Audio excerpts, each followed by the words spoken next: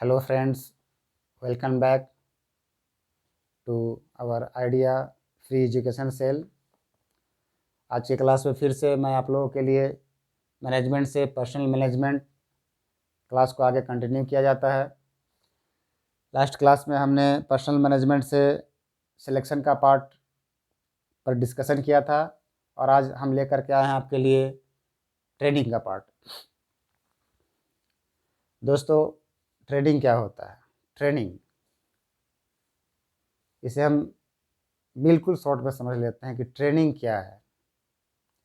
हमारे पास जो भी जानकारी है, जितनी भी जानकारी है, उस जानकारी को और अपग्रेड करना ही ट्रेनिंग है।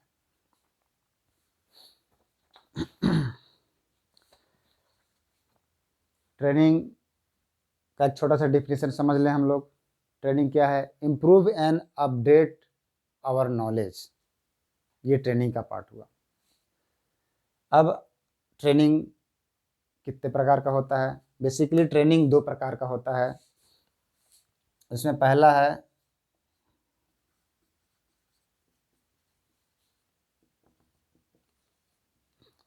ऑन जॉब ट्रेनिंग, दूसरा है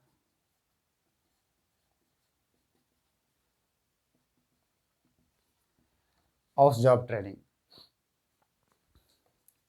on job training, of job training, जैसा कि नाम से पता चल रहा है, ऑन जॉब ट्रेनिंग जॉब के दौरान या जॉब के पार्ट में ही जो ट्रेनिंग प्रोवाइड किया जाता है या कराया जाता है उसे ऑन जॉब ट्रेनिंग कहा जाता है। और जॉब के बाद, हमारा सर्विस पीरियड के बाद जो ट्रेनिंग प्रोवाइड कराया जाता है उसे ऑफ जॉब ट्रेनिंग कहा जाता है। आइए शुरू करते हैं। सबसे पहले on job training. On job training में क्या क्या आते हैं? तो इसमें सबसे पहले आता है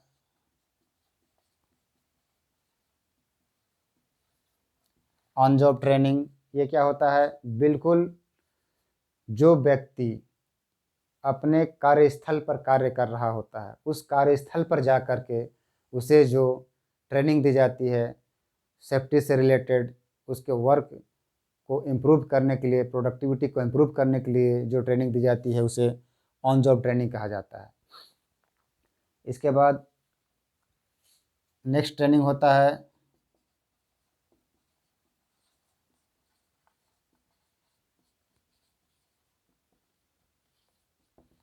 ट्रेनिंग सेंटर ट्रेनिंग। ऑर्गेनाइजेशन का खुद का अपना एक ट्रेनिंग सेंटर होता है। उस ट्रेनिंग सेंटर में ऑर्गेनाइजेशन अपने लोगों को ट्रेनिंग देता है। वैसी व्यवस्था को ट्रेनिंग सेंटर ट्रेनिंग कहा जाता है। ऐसे सेंटर में जॉब से संबंधित, सुरक्षा से संबंधित हर प्रकार की ट्रेनिंग दी जाती है। नेक्स्ट है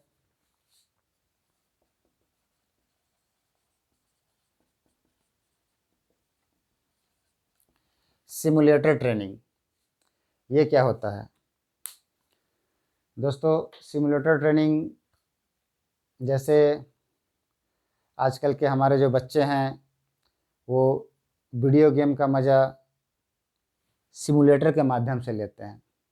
जैसे आप लोगों ने देखा होगा, आपके बच्चे या आप बाहर घूमने किसी मॉल में चले जाइए तो वहाँ पर ऐसी व्यवस्था होती है जहाँ पर एक कैमरा आँख पे लगा दिया जाता है, बच्चे को एक सीट पे बैठा दिया जाता है, हाथ में स्टीयरिंग पकड़ा दिया जाता है। और सिमुलेटर हर प्रकार का हो सकता है। सपोज़ वो सिमुलेटर अगर एरोप्लेन का है तो बच्चा ऐसा फील करता है जैसे मैं एरोप्लेन ही उड़ा रहा हूँ, लेकिन वास्तव में वो एक कुर्सी पर ही बैठा होता है, जिसे हम लोग देख पाते हैं वो कुर्सी में बैठा है, बट वो अनुभव करता है कि मैं एक एरोप्लेन उड़ा रहा हूँ। ठीक इसी प्रकार से किसी भी ऑर्गेनाइजेशन में जो ऑपरेशन का पार्ट है, जो लोग ऑपरेट करते हैं, उन लोगों को एक सिमुलेटर ट्रेनिंग प्रोवाइड किया जाता है ताकि वो लोग ट्रेनिंग के दौरान ऐसा महसूस करें कि हम ट्रेनिंग नहीं कर रहे हैं, हम अपना कार्य ही कर रहे हैं, हम अपना जॉब ही कर रहे हैं। जैसे एक डंपर ऑपरेटर को जो सिमुलेटर ट्रेनिंग दिया जाता है, वो अपने कार्यस्थल से बाहर एक इन हाउस में एक ऐसी व्यवस्था उनको दी जाती है। वहाँ पर एक डंपर की तरह ही एक उनका सीट होता है, उसमें सीट बेल्ट भी लगा होता है, स्टीयरिंग भी होता है, ब्रेक भी होता है। सारे अरेंजमेंट जो डंपर की होती है वो सारे अरेंजमेंट वहाँ पर दिया जाता है। उस सीट पर बैठकर वो ऑपरेटर अपने आप को ऐसा महसूस करता है जैसे मैं रियल में डंपर ही चला रहा हूँ। इस तरह की ट्रेनिंग की जो व्यवस्था होती है उसे हम सिमुलेटर ट्रेनिंग कहते हैं। दोस्तों, सिमुलेटर ट्रेनिंग का सबसे बड़ा फ़ायदा ये है कि जिसे ट्रेनिंग दिया जाता है उसे यह महसूस होता है कि मैं रियल में अपना ही जॉब कर रहा हूँ। जैसे अगर डंपर का सिमुलेशन दिया जा रहा है तो उसे ऐसा फील होता है जैसे मैं डंपर चला रहा हूँ। उससे हम टू वे कम्युनिकेशन भी कर सकते हैं। जो ट्रेनर होते हैं उसके अगल बगल में खड़े होकर के उनके साथ क्या समस्या आ रही है, क्या प्रॉब्लम आ रही है, उसे वो फेस भी कर पाते हैं।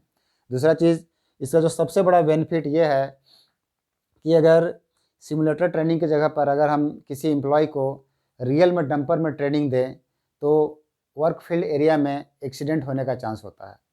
बट जब सिमुलेटर के रूप में से ट्रेनिंग दिया जाता है तो वहाँ पर एक्सीडेंट होने का चांस 0 हो जाता है, क्योंकि वो एक्चुअल में फील्ड में है ही नहीं, एक्चुअल में डंपर में बैठा ही नहीं है, बट वो अनुभव करता है कि मैं डंपर में बैठा हूँ। तो इस तरह का ट्रेनिंग सिमुलेटर ट्रेनिंग कहलाता है। इसके अलावा और जो ट्रेनिंग है वो होता है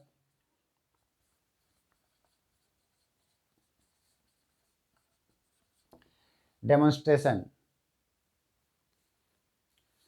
ये क्या होता है दोस्तों? किसी जॉब से संबंधित जो जॉब किया जाना होता है, जिसके बारे में लोगों को जानकारी अगर नहीं है तो उसे जानकारी देने के लिए उसका एक डेमोन्स्ट्रेशन किया जाता है। उसका एक क्या बोला जा सकता है, उसको रूपांतरण बोला जा सकता है। जैसे अक्सर हम अपने इर्द गिर्द अपने माइन एरिया में हम देखते हैं कि जो भी ऑपरेटर्स हैं या फिटर्स हैं या पंप ऑपरेटर्स हैं, उनको एक बेसिकली जो कॉमन डेमोन्स्ट्रेशन है वो है पोर्टेबल फायर एक्सटिंग्विशर का डेमोन्स्ट्रेशन। उसमें लोगों को एक पोर्टेबल फायर एक्सटिंग्विशर ला करके उन्हें बताया जाता है कि अगर आपके इर्द गिर्द आसपास कहीं भी फायर का केस हो तो उस फायर पर आप कैसे कंट्रोल पा सकते हैं।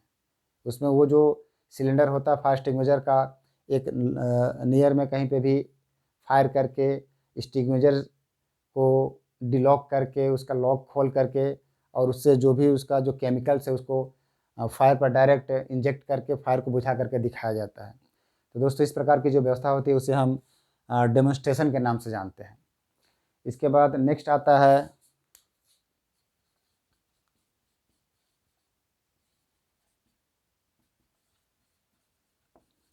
अप्रेंटिसशिप। अप्रेंटिसशिप दोस्तों, जो स्टूडेंट्स होते हैं जो लोअर क्लास या लोअर एजुकेशन बोलिए, जैसे आईटीआई हो गया, डिप्लोमा हो गया, डिग्री हो गया, इस तरह से के लोग जो एजुकेशन इंस्टीट्यूट से डायरेक्ट फ्रेश होकर के निकलते हैं तो उनको कुछ ट्रेनिंग दिया जाता है ताकि वो जिस चीज़ का पढ़ाई किए हैं उस फील्ड में वो और ज़्यादा ट्रेंड हो सके। तो इस तरह की व्यवस्था को अप्रेंटिसशिप बोला जाता है। ये हुए ऑन जॉब ट्रेनिंग। इसके बाद आते हैं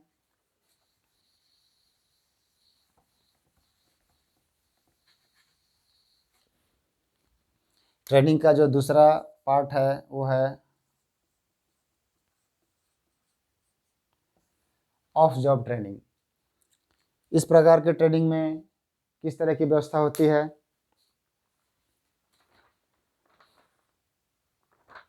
तो वो व्यवस्था होती है, पहला है इसमें लेक्चर के रूप में ट्रेनिंग दी जाती है। ये कैसा होता है दोस्तों? एक बहुत ही साधारण सा एग्जांपल मैं आप लोगों को देता हूँ। आप लोगों का जो मैं क्लास कर रहा हूँ, मैं आप लोगों को एक तरह का लेक्चर ही दे रहा हूँ। ये मैं आप लोगों को ऑफलाइन ट्रेनिंग करा रहा हूँ। इसके बाद नेक्स्ट आता है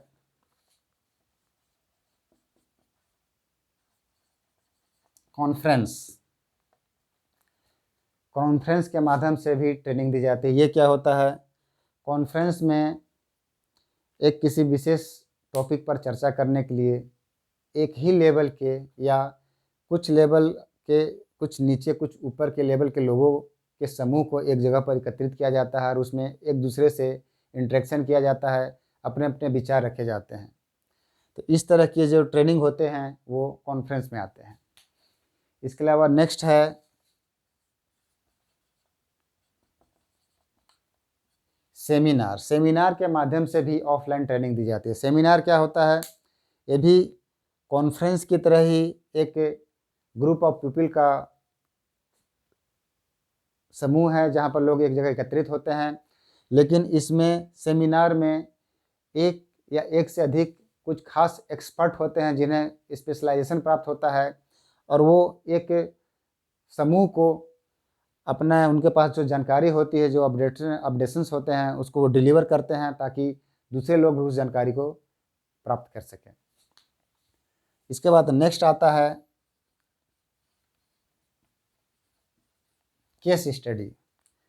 ये क्या होता है दोस्तों? केस स्टडी एक ऐसा ट्रेनिंग है जिसमें सपोज माइंस में अगर किसी प्रकार की कोई एक्सीडेंट हो गया है, तो वो एक्सीडेंट पर चर्चा किया जाता है। वो एक केस हो गया कि एक्सीडेंट हुआ था, तो वो एक्सीडेंट कैसे हुआ, उस एक्सीडेंट होने का रीज़न क्या था, और फर्दर फ्यूचर में ऐसा कोई एक्सीडेंट ना हो उसके लिए क्या किया जा सकता है। तो इस तरह से केस स्टडी के माध्यम से इस तरह का डिस्कशन किया जाता है। ये भी ऑफलाइन ट्रेनिंग का पार्ट है।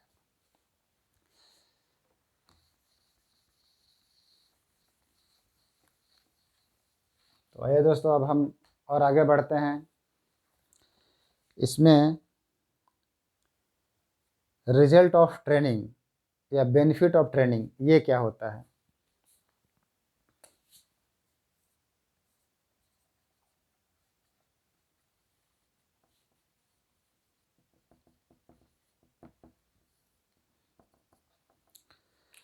बेनिफिट ऑफ ट्रेनिंग दोस्तों, इसको मैं सिर्फ आप लोगों को बोल के ही सुना देता हूँ, आप लोगों को समझ में आ जाएगा। बहुत ज़्यादा या कोई विशेष चीज़ें नहीं है, लेकिन इसके बारे में जानना चाहिए कि इतना जो हम ट्रेनिंग की व्यवस्था कर रहे हैं, ट्रेनिंग देने में दोस्तों कंपनी को या ऑर्गेनाइजेशन को बहुत खर्च होता है। उसके लिए एक इंफ्रास्ट्रक्चर तैयार करना होता है, एक इन हाउस कैंपस तैयार करना होता है। उसके लिए ट्रेनिंग देने के लिए ट्रेनर्स की व्यवस्था की जाती है, ट्रेनर्स को भी ट्रेनिंग दी जाती है। इसके बाद वो अपने ऑर्गेनाइजेशन के लोगों को ट्रेनिंग दे पाते हैं। तो इतनी सारी जो व्यवस्था की जाती है, इस ट्रेनिंग में इतना खर्च आता है, तो उसका बेनिफिट क्या होता है दोस्तों? उसका जो बेनिफिट है वो इस तरह से आता है कि ट्रेनिंग देने से reduction in wastage of man, material and money. Training देने से जो मैन, मनी और मटेरियल का वेस्टेज होता है, वो वेस्टेज को मिनिमाइज़ किया जाता है। Improvement in method of work, जो मेथड ऑफ वर्क है उसे इम्प्रूव किया जाता है।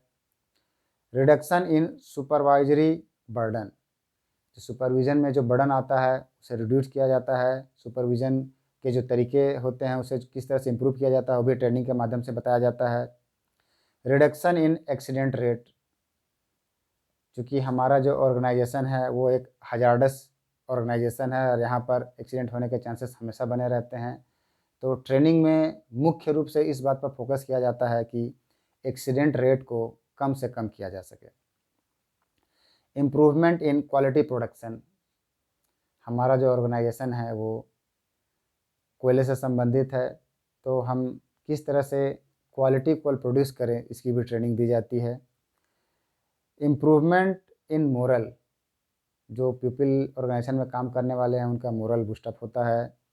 रिडक्शन इन ग्रीवांसेस, लोगों के पास बहुत सारी समस्याएं होती हैं, ट्रेनिंग के माध्यम से उन समस्याओं को भी कम किया जाता है।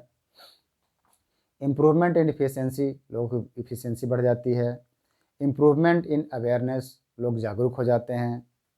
इन्हांसमेंट इन स्किल, सबसे बड़ा बेनिफिट इस ट्रेनिंग का मिलता है कि लोगों का जो स्किल है वो अपग्रेड हो जाता है, यानी जिनके पास, जिस व्यक्ति के पास जो भी स्किल है वो और ज़्यादा हाईली स्किल्ड हो जाते हैं।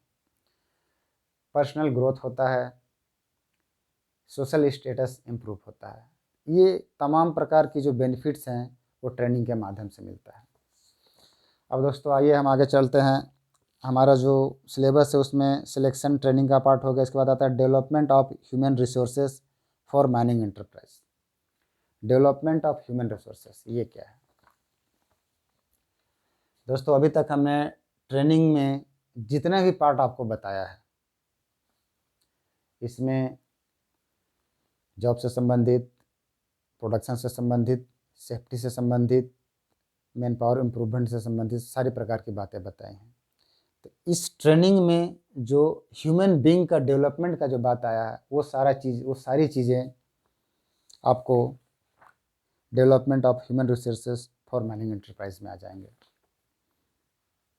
डेवलपमेंट ऑफ ह्यूमन रिसोर्सेस में क्या है, स्किल को और अपग्रेड करना, हाईली स्किल्ड करना ही डेवलपमेंट ऑफ ह्यूमन रिसोर्सेस है। इसके बाद आइए अब एक नेक्स्ट टॉपिक जो सिलेबस में है वो है लीडरशिप।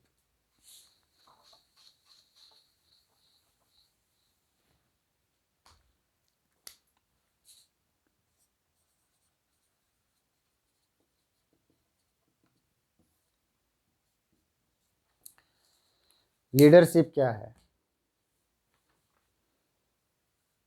दोस्तों, हम जिस ऑर्गेनाइजेशन में काम करते हैं उस ऑर्गेनाइजेशन में लीडरशिप बहुत ही वैल्यूएबल चीज़ है। ये लीडरशिप अगर नहीं रहेगा तो ऑर्गेनाइजेशन आगे शायद ना बढ़ पाए, इसलिए लीडरशिप बहुत इम्पोर्टेंट है। लीडरशिप को शॉर्ट में समझ लेते हैं। लीडरशिप किसे कहा जाता है? लीडरशिप क्या है कि कोई एक व्यक्ति जिसे हम लीडर माने या लीडर बनाया जाए, तो उस लीडर में लीड करने की कैपेबिलिटी होनी चाहिए, ताकि वो अपने अंडर स्टाफ, अपने सबऑर्डिनेट सभी को लेकर के उनका मोरल बूस्टअप करते हुए ऑर्गेनाइजेशन के हित में कंपनी को प्रॉफिट दिला सके। इसका एक जो डिफिनीशन उसको थोड़ा सा समझ लेते हैं। लीडरशिप क्या है? Leadership is a art of involving the subordinates to accomplish their assignment with zeal and confidence। Leadership एक ऐसा गुण है जो अपने सबऑर्डिनेट को लेकर चलता है, सबऑर्डिनेट को उसके असाइंड जॉब को पूरा करने को कहता है, और उनके जो सबऑर्डिनेट हैं वो उस कार्य को बड़े ही उत्साह के साथ और कॉन्फिडेंस के साथ पूरा करते हैं। अगर उस लीडर में लीडरशिप के गुण हैं तो उनके जो सबऑर्डिनेट है वो हमेशा उत्साहित रहेंगे, खुश रहेंगे, और खुश रह करके वो कार्य करेंगे ऑर्गेनाइजेशन के हित में। अब आते हैं दोस्तों लीडरशिप भी कई प्रकार के होते हैं, लेकिन मुख्य रूप से हमें जो पढ़ना है, जो सिलेबस के तहत आया है, उसमें लीडरशिप 3 प्रकार के होते हैं। कौन कौन से?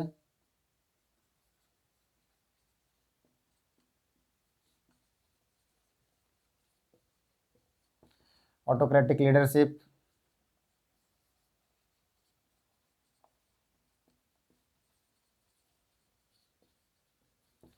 Democratic leadership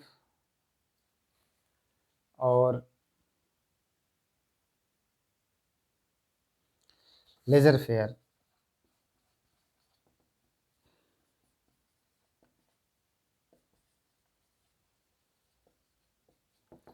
laissez faire leadership, इसे हम फ्री रेन लीडरशिप के नाम से भी जानते हैं। तब इसके बारे में भी शॉर्ट में जानकारी ले लेते हैं कि ये सारी चीज़ें क्या होती हैं। ऑटोक्रेटिक लीडरशिप, हमने नाम सुना है ऑटोक्रेट। ऑटोक्रेट क्या होता है? ये एक ऐसा लीडरशिप है जिसमें जो लीडर होता है वो अपने सबऑर्डिनेट को या अपने नीचे कार्य करने वाले लोगों को सिर्फ इंस्ट्रक्शन पास कराता है, ऑर्डर पास करता है। वो अपने सबऑर्डिनेट की नहीं सुनता है, उनसे किसी प्रकार का कोई सजेशन नहीं लेता है। बस उसका एक ऑब्जेक्टिव होता है कि मैंने जो कहा वो आप कीजिए, आपको वो करना होगा। ये ऑटोक्रेटिक लीडरशिप में आता है। दोस्तों, मैं आप लोगों को बताना चाहूँगा कि ये जो ऑटोक्रेटिक लीडरशिप है ये बहुत ज़्यादा सक्सेसफुल नहीं है, क्योंकि इसमें विचारों का या कहें कि नॉलेज का आदान प्रदान नहीं होता है, और जिस सिस्टम में विचारों का आदान प्रदान ना हो वो सिस्टम पूर्ण रूप से डेवलपमेंट नहीं कर सकता है।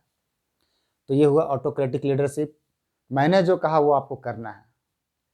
ऑटोक्रेट, एक डिक्टेटरशिप चलाया जाता है इसमें। डेमोक्रेटिक लीडरशिप, ये क्या होता है? ये डेमोक्रेसी पर आधारित होता है, यानी सबका साथ सबका विकास। इस तरह के जो लीडर्स होते हैं वो अपने इंस्ट्रक्शंस अपने सबऑर्डिनेट को पास करते हैं, उन्हें बताते हैं कि आपको क्या करना है क्या नहीं करना है। इतना बताने के साथ साथ वे अपने सबऑर्डिनेट से बीच बीच में सजेशन भी लेते हैं कि और हमने जो इंस्ट्रक्शन दिया उसमें और किस तरह से इम्प्रूवमेंट किया जा सकता है, अगर उन सबऑर्डिनेट्स का सजेशन अच्छा लगे या उन्हें लगता है कि नहीं इनसे हमारा ऑर्गेनाइजेशन और डेवलप कर सकता है, तो उनके विचारों को, उनके सजेशन को भी जो डेमोक्रेटिक लीडर्स होते हैं उन्हें वो अपने कार्य में ऐड करते हैं। और जो लीडरशिप का गुण डेमोक्रेटिक लीडरशिप है, ये सबसे अच्छा माना गया है क्योंकि ये सबको एक साथ लेकर के चलता है। इसके बाद थर्ड आता है laissez faire leadership. Laissez faire leadership दोस्तों, ये भी एक तरह का लीडरशिप है। इसमें क्या होता है, इसमें जो लेजर फेयर लीडर्स होते हैं वो किसी भी काम में ना तो अपना डिक्टेटरशिप चलाते हैं, ना ही वो डेमोक्रेटिक स्टाइल का लीडरशिप करते हैं। यानी किसी ऑर्गेनाइजेशन में जो काम जैसा हो रहा है उसको वैसा ही एक्सेप्ट कर लेते हैं।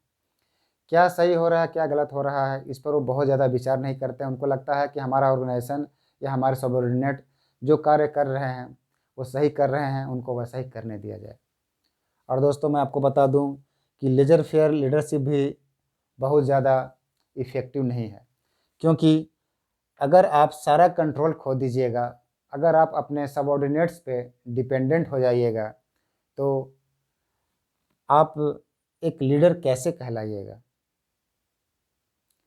कुछ डिसीजन अगर गलत हो रहे हैं उसे आप चेंज नहीं कीजिएगा या उसे आप क्लियर नहीं कीजिएगा कि ये गलत हो रहा है, तो फिर ऑर्गेनाइजेशन आगे कैसे बढ़ेगा।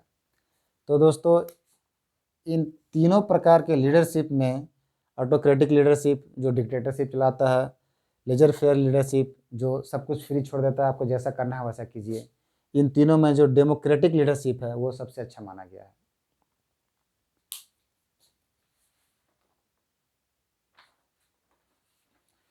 इसके बाद दोस्तों हम थोड़ा सा चर्चा कर लेते हैं कॉन्फ्लिक्ट मैनेजमेंट पे।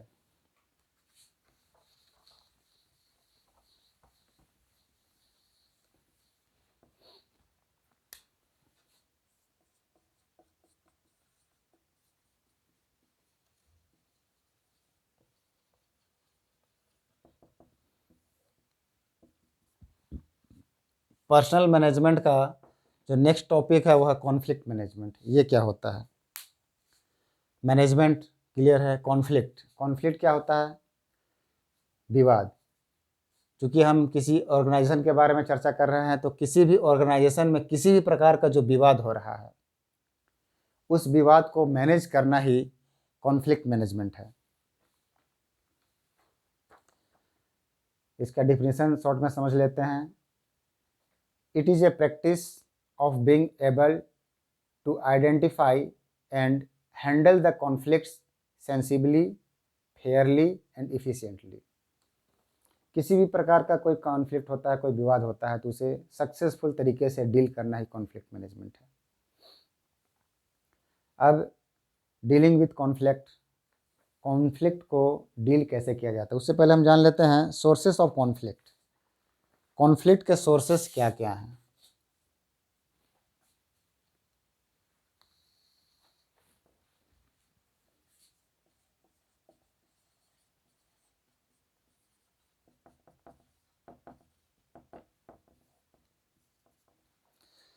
कॉन्फ्लिक्ट कैसे कैसे पैदा होता है, कहाँ कहाँ से कॉन्फ्लिक्ट आता है? तो उसमें आता है किसी भी ऑर्गेनाइजेशन में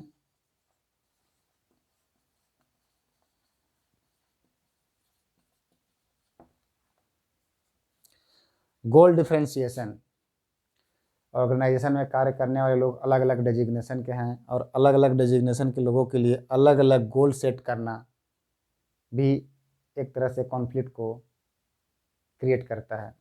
क्योंकि कुछ लोगों का जो गोल है वो कंप्लीट हो जाता है, कुछ लोगों का गोल कंप्लीट नहीं हो पाता है, कुछ लोगों का समय से पहले हो जाता है, कुछ लोगों का समय के बाद होता है।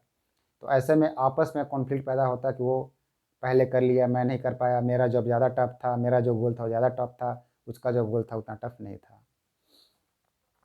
इसके बाद नेक्स्ट आता है इंटरडिपेंडेंसी।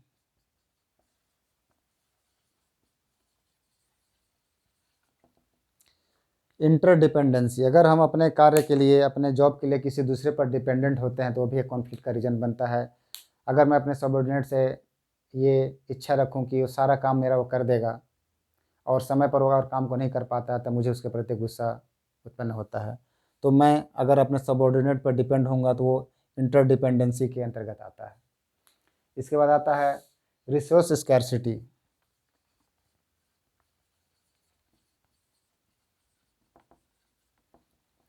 संसाधनों की कमी।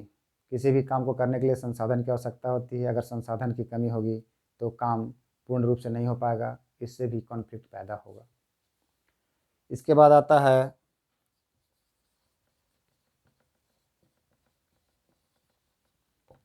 Reward system.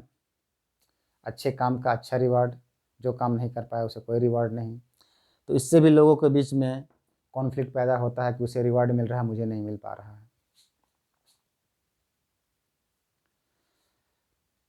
इसके अलावा ये तो ऑर्गेनाइजेशन के अंदर के कॉन्फ्लिक्ट्स हुए। हमारा जो माइनिंग इंडस्ट्री है जिसमें हम लोग काम कर रहे हैं उसमें इसके अलावा भी बहुत से कॉन्फ्लिक्ट उत्पन्न होते हैं। जैसे ओपन कास्ट प्रोजेक्ट में अगर ब्लास्टिंग हो रहा है तो उसके वाइब्रेशन से अगल बगल के गांव में दीवार फट जाता है, उनका छत टूट जाता है। तो वो लोग भी आकर के मैनेजमेंट के साथ डिस्प्यूट पैदा करते हैं। वो आपका एक्सटर्नल कॉन्फ्लिक्ट हो गया। इसके अलावा और भी एक्सटर्नल कॉन्फ्लिक्ट में बहुत सारी चीज़ें आते हैं। हमारे आसपास के बेयर्स के पास पीने का पानी की समस्या हो गई, बिजली की समस्या हो गई। इन तमाम प्रकार की समस्याओं से कॉन्फ्लिक्ट पैदा होता है और इन सारे कॉन्फ्लिक्ट्स को मैनेज कॉन्फ्लिक्ट मैनेजमेंट के माध्यम से किया जाता है। तो दोस्तों, आज के क्लास में इतना ही। नेक्स्ट क्लास में फिर हम आगे के टॉपिक्स पर चर्चा करेंगे। आगे के टॉपिक्स में पर्सनल मैनेजमेंट में कॉन्फ्लिक्ट मैनेजमेंट,